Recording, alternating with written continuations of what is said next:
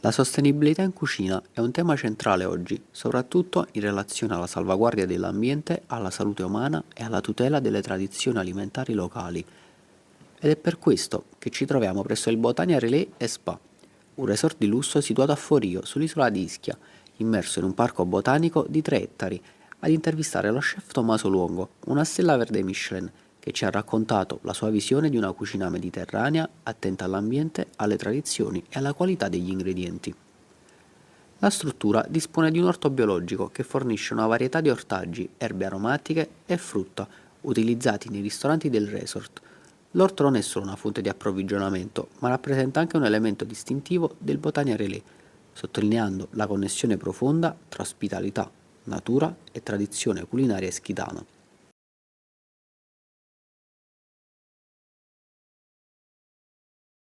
Lo chef ci ha aperto le porte della cucina di Nonna Marie, un ristorante che rappresenta un omaggio autentico alla tradizione culinaria dell'isola e non solo.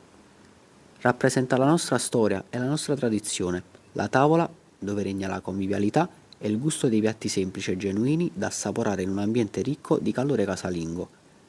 Situata su una terrazza immersa nel verde, offre ai suoi ospiti una vista a mozzafiato su tutta l'isola. L'ambiente intimo e accogliente riesce ad evocare le atmosfere familiari delle case ischitane, anche grazie alla produzione di conserve, che in molti rievocano dolcissimi ricordi. Arrivati a questo punto, scopriamo insieme come può la cucina mediterranea essere anche una cucina sostenibile per l'ambiente, ma soprattutto riuscire a combattere lo spreco del cibo. Buongiorno, sono Tommaso Luongo, l'executive chef del Botania Relais e del ristorante Il Mirto, una stella verde Michelin qui ad Ischia. La mia esperienza da chef nasce dalla scuola alberghiera, dove poi dopo la scuola alberghiera sono stato per 10 anni in un hotel importante sempre qui ad Ischia come sous chef. E poi la vita ha voluto che sono arrivato qui al Botania, dove la nostra realtà è basata tutta sulla sostenibilità.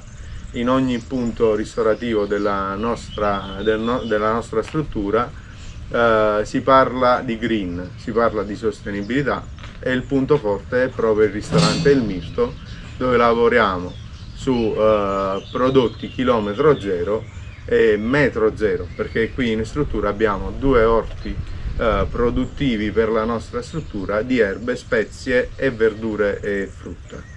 La mia esperienza va oltre Ischia, perché in tutti gli inverni mi sono dedicato alla mia passione ed è stata la sfida più ardua fatta da me, vivere in posti lontani come in Brasile, in Giappone, Singapore, Dubai, dove ho lavorato affiancando altri chef per la mia esperienza e per il mio nuovo modo di esprimere la cucina, guardando sempre alla mia tradizione e alla cucina mediterranea. Ok, parlando appunto di esperienze, chef, visto che da quanto abbiamo capito lei ne ha avute tante nel corso della sua carriera, può dirci qual è il suo ricordo più buono che ha vissuto negli anni fino ad oggi? Il ricordo più buono, ce ne sono più di uno, che può essere la merenda che preparava mia nonna al mattino con il pomodoro, il tonno fatto in casa, il basilico preso nell'orto, oppure uno dei ricordi più belli della mia adolescenza è quando andavo con i miei amici a una festa proprio di paese che si chiama Santa Maria al Monte, è una festa in montagna dove la gente del popolo preparava una pasta al pomodoro cucinata sulla legna, e io rappresento spesso questo piatto nei miei menù con questa nota di pomodorino fresco affumicato cotto sulla brace. Bene, ovviamente girando per il mondo, viaggiando, lavorando in diversi continenti, in diversi posti, ogni chef cerca ovviamente la sua identità da esprimere poi in cucina. Però vorremmo capire, per lei la cucina mediterranea come ha influenzato la sua visione gastronomica? La cucina mediterranea, diciamo, non è che proprio ha influenzato la mia tecnica, fa parte della mia tecnica, essendo campano e vivendo poi su un'isola mediterranea. viene dal nostro DNA, usare un limone raccolto da una pianta e grattugiato in un piatto, come il pomodorino leggermente scottato, una zucchina, una melenzana, che sono i prodotti che la madre natura ci offre anche in grande quantità e in ottima qualità. La cucina è appunto cultura, è bello lavorare con diverse etnie, confrontarsi, scambiarsi delle idee un po' con persone che vengono da tutto il mondo.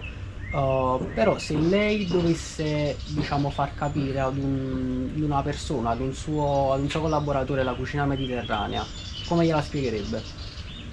La cucina mediterranea è semplicità, pochi tocchi, pochi ingredienti e manipolare il meno possibile un ingrediente tipico, come ecco qua un ottimo piatto come la melanzana a funghetto, la zucchina alle scapece, sono giusto 3 ingredienti che valorizzano l'elemento principale che è la zucchina, quindi pochi ingredienti, materia prima di alta qualità e sfruttarla, diciamo, manipolarla il meno possibile.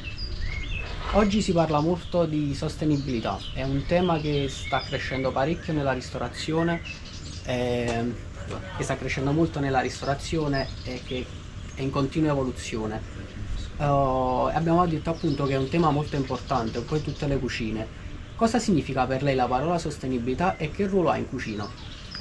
La parola sostenibilità è una parola molto importante, soprattutto di questi tempi per il futuro del pianeta, diciamo. Noi cuochi facciamo il minimo usando prodotti del chilometro zero, usando il 100% del prodotto, non facendo scarti, recuperando il più possibile.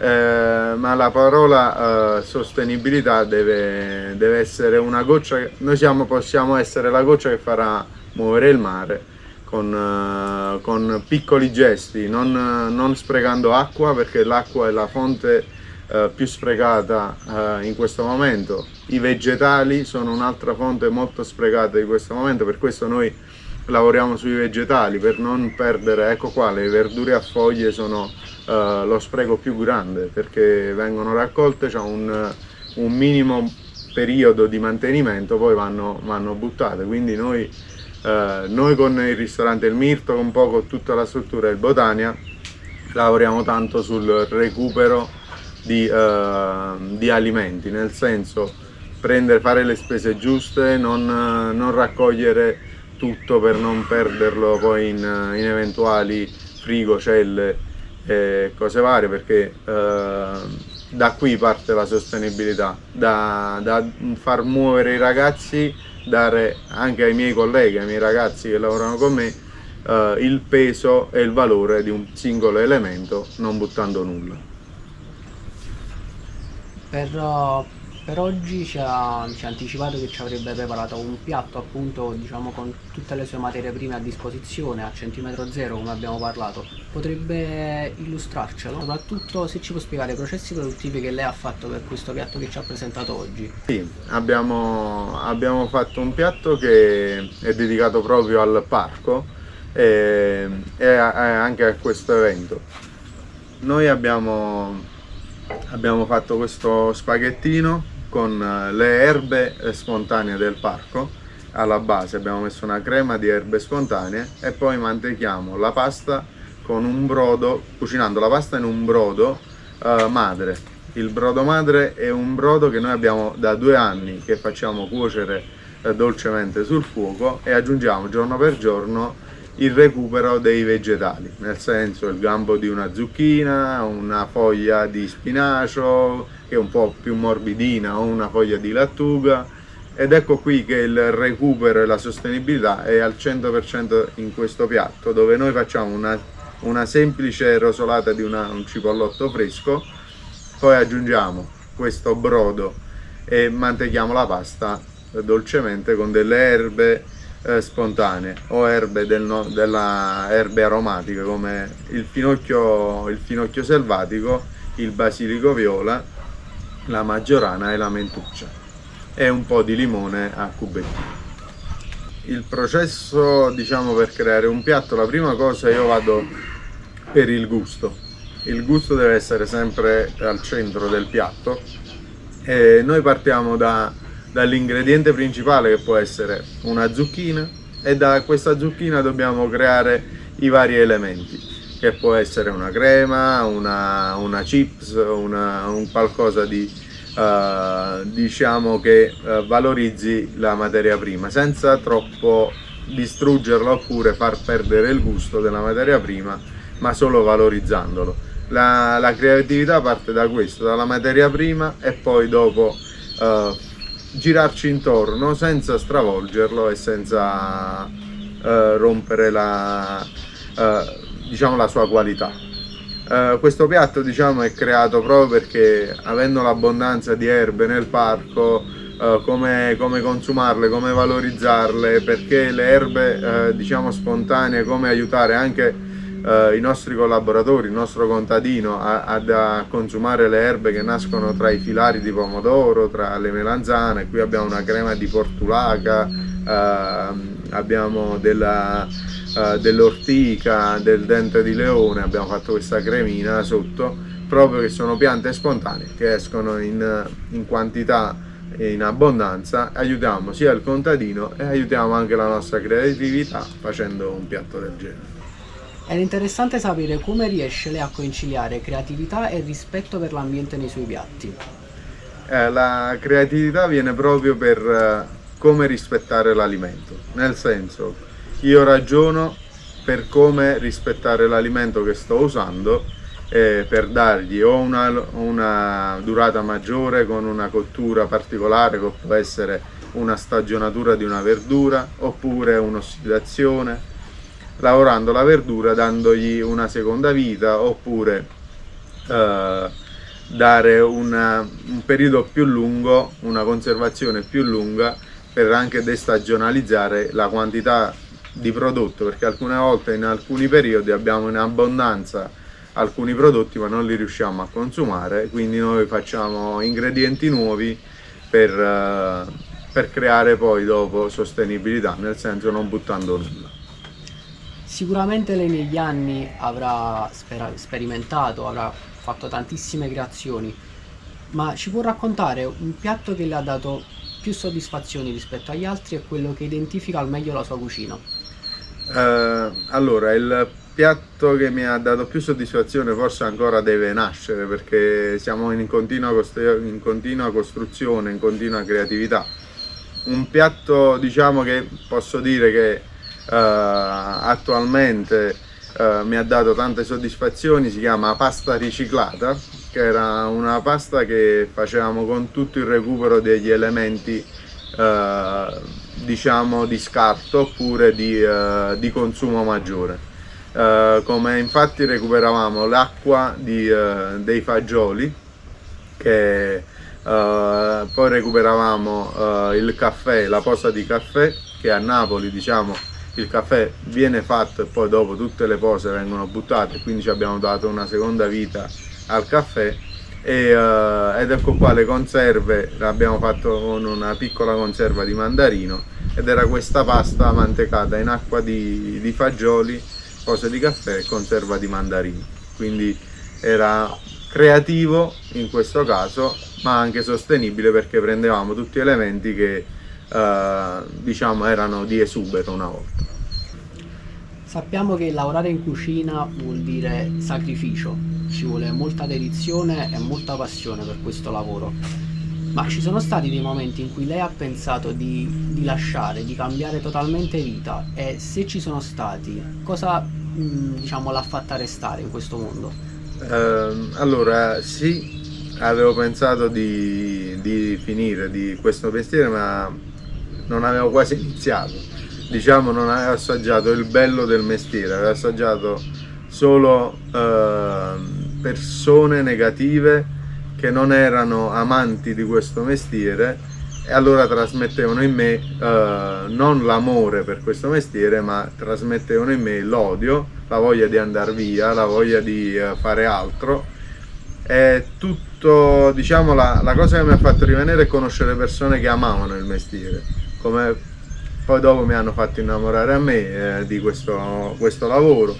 È un mestiere che va trasmesso con amore e poi dopo si organizza per fare meno ore, meno stress, è solo una questione mentale e di organizzazione. Però devi essere innamorato del mestiere, devi capire dove si può migliorare giorno per giorno ed essere concentrato sull'obiettivo che uno si stabilisce. E a tal proposito, che consigli darebbe a un ragazzo che vuole intraprendere questo percorso? Allora, prima di tutto umiltà, perché entrare in un posto di lavoro e trovarsi in un ambiente dove ci sono persone che sono innamorate di questo lavoro, si va anche a capire se quelle persone, quando ti dicono una cosa, è perché vogliono che tu impari il loro metodo, le loro tempistiche, l'umiltà è la prima cosa, mettersi in gioco, diciamo, facendo anche i lavori meno gratificanti, che poi però ti gratificano in futuro, perché il pane sta in mezzo alle spine, ragazzi, è da dire questo. Dopo tanti sacrifici si hanno tanti successi. Diciamo, noi vediamo un albero bellissimo, pieno di frutta, pieno di fiori, però sotto ci può stare che il terreno è pieno di pietre, pieno di sassi, le radici si sono dovute muovere in modo tortuoso per avere solidità e creare il bello che c'è su. Quindi dobbiamo essere concentrati sull'obiettivo che uno si vuole raggiungere, fare tanti sacrifici, ma i sacrifici poi vengono ripagati se si trova anche una squadra giusta. Io lo dico, il consiglio che do, oltre ai giovani, anche a chi come me fa lo chef, il sous-chef, i ragazzi, dobbiamo avere un po' di pazienza noi grandi lavoratori, nel senso, per crescere personale, ma anche i ragazzi devono capire che stiamo lavorando, stiamo facendo un mestiere bello e devono essere concentrati sull'obiettivo e sulle cose che si devono fare. Bene, con quest'ultima domanda chiudiamo questa intervista. La ringraziamo per le belle parole spese e per la passione che è riuscito a trasmetterci in questa intervista e in questa splendida giornata passata insieme a lei. Grazie a voi.